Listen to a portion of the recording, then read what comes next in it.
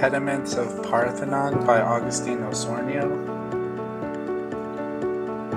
Pericles pushed for its construction, and it symbolized Athenian dominance over other Greek city-states. It was built during the height of the Athenian Empire, funded partly by the Delian League treasury.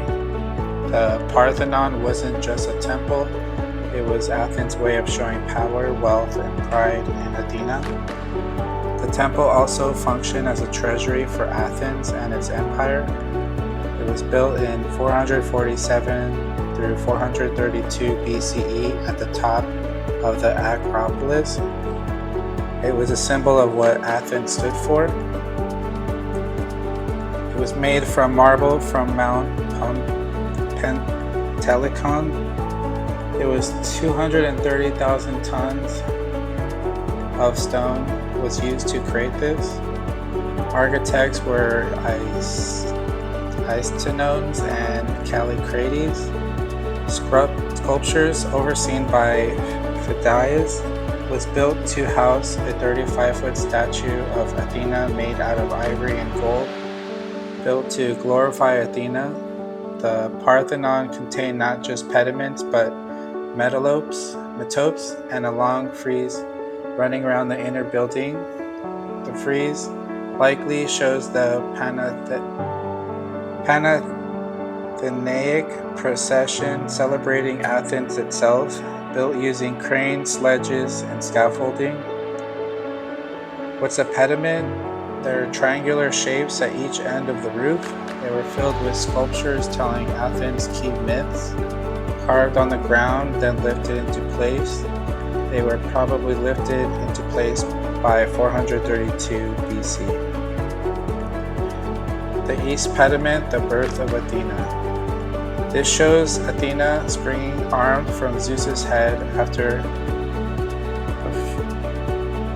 Hephaestus took up his axe and split open. Gods reacting were Hera, Demeter, Persephone, maybe Hephaestus. Helios rises, and Selene sets its dawn a new beginning. Known to be Zeus's favorite child, trusted to carry his shield, his buckler, and the thunderbolt. She is the embodiment of wisdom, reason, and purity. The owl is known to be her bird, goddess of the city, protector of civilized life, of handicrafts and agriculture, the inventor of the bridle, who first tamed horses for men to use. West Pediment displays the contest for Athens. The city of Athens was nameless. Two gods wanted to claim it. Zeus decided that they should compete against one another by offering gifts to the city. Whichever one that Cyclops and the people of the city saw the most value in would decide the winner. Poseidon, god of the sea, and Athena, the goddess of wisdom and warfare. Poseidon offers salt spring after striking open the rock of the Acropolis with his trident. Athena made an olive tree grow in there. Athens chose the olive tree, which symbolized peace and prosperity.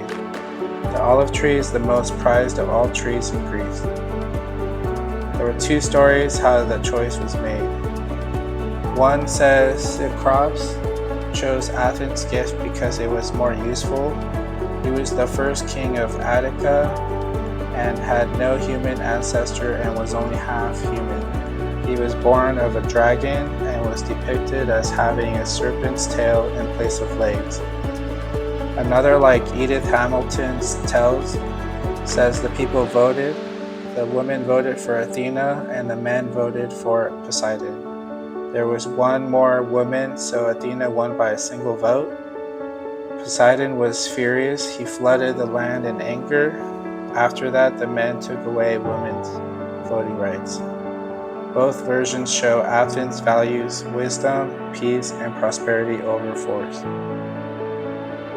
There was damage over time.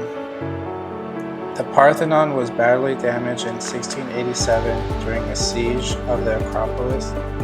The Ottomans, who controlled Athens at the time, were using the Parthenon to store gunpowder. Venetian mortar round hit the building, igniting the stored gunpowder and causing a massive explosion. The explosion destroyed a significant portion of the temple, including the roof, walls, and sculptures. Continued damage over time. It became a Christian church, Virgin Mary, then a mosque, and later a ruin under Ottoman rule. Each used, removed, or modified the artwork. The pediments still tell their story today. Controversy. The big debate over the Parthenon pediments is all about the Elgin marbles, sculptures that were taken by Lord Elgin in the early 1800s. Today, they're displayed at the British Museum, but Greece wants them back. Greece says that they belong with the rest of the temple's artwork and should be reunited at the Acropolis Museum in Athens. The British Museum argues they're better off as part of their global collection where more people can see them. They've also claimed Greece can't properly care for them, but that point is heavily disputed. It's a long-standing culture and ethical debate over ownership, preservation, and heritage. The legacy. The Parthenon pediments are still seen as one of the greatest achievements of classical art. They told the story of Athens, a city that chose wisdom, peace, and harmony, and it showed it through its art. The Parthenon remains a symbol of political ambition, artistic innovation, and evolving cultural identity. The Parthenon reflected Athens' wealth and devotion to the gods during its golden age. Thanks to modern reconstructions, we're still able to interpret that message even across time. Why I picked the pediment of Parthenon. I've always been drawn to mythology, especially stories where gods shaped the world. The contest between Athena and Poseidon stood out to me from the start. It wasn't just about power, it was about what kind of future Athens wanted. Athena's olive tree symbolized peace and growth, and that's why Athens symbolizes. That story and how it's carved into the Parthenon stuck with me.